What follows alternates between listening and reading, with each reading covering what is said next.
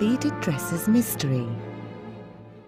If you think it's fun to get caught red-handed by your lady-in-waiting, you can bet it isn't, especially since Miss Stencil caught us with our foreheads pressed to the freezing bedroom floor.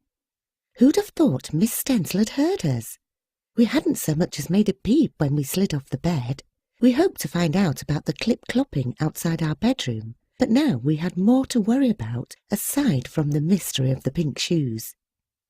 Even though Belle and I were princesses, Miss Stencil has complete authority to discipline us. Our Queen Mother didn't have time to waste with 10- and 12-year-old girls like us. "I cannot imagine," Miss Stencil began, "what excuse you might have for disregarding my orders. Sleep time is sleep time." She pulled my arm and I followed her back to my massive 4-poster bed. She pointed at the pillows and said, "Shut your eyes now, and tomorrow you both will face the music for your defiance." Belle timidly trudged closely behind me. Without another word, Miss Stencil spun on her heels and returned to her bed in the corner. No doubt she was livid. Belle and I lay very still under the goose-down blanket, and we must have dozed off, because before we knew it, Sarah, our maidservant, drew the drapes aside and the sunshine swept into my bedroom. I glanced at Miss Stencil's bed, but she was no longer there.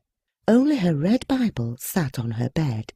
Perhaps she was already building a case against us with Mother. At breakfast, Belle and I wolfed down our buttered and marmalade toasts. Breakfast didn't taste as delicious as it usually did. Even the fresh fruit lost its fragrance. We might as well have tasted stale bread.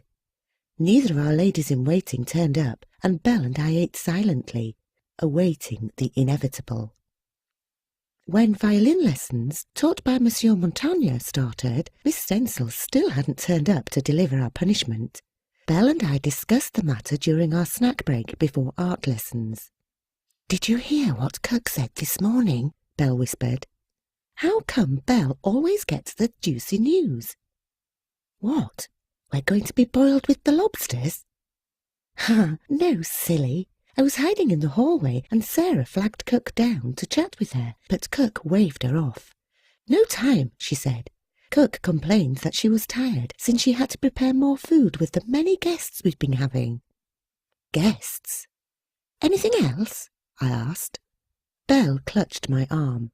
"The cleaning maids complain about working to the bone. But who are these guests? I bet they're staying in those bedrooms down the hall from ours." She nodded vigorously, her eyes wide. She'd only returned to her room that morning to change and had not been back there today. "If we ask too many questions," I said, "we're going to be chopped liver, princess or no princess. I have never seen Miss Stencil so mad. She values her sleep, and we interrupted her cycle. We'd better lie low." "I have an idea." But before Belle could tell me more, our art teacher, Madame Bertha, with her folds of grey skirt, waltzed in. "Why are the easels still in the corner?" She spoke in that high-pitched tone of hers, as if someone was pinching her nose. Her eyes scanned the room, looking for the maidservant who helped in the class. Liliana hadn't turned up for classroom duty that day. This was odd. Belle and I rushed to lift the easels, but Madame Bertha screamed, "Not for princesses to carry furniture!" She stormed out of the classroom just like that. "Why is everyone so upset these days?" Belle asked. I could tell she was afraid. Her lips quivered slightly. I shrugged. 2 manservants breezed in and set up the easels, and everything went like clockwork. But at the end of class, Mother, the Queen of Chadwick, flowed into our classroom with her royal tiara gleaming and her flouncy brocade dress swishing when she walked. Her ladies lifted her train as she swayed in. Our mother was a beauty, even if she was our blood relation. No biases. The adventure and mystery continues in the Princesses of Chadwick Castle Adventure Book 3, The Lady with the Circlet. Check out Book 3 and other Emma Wright book series on Amazon and other major retailers.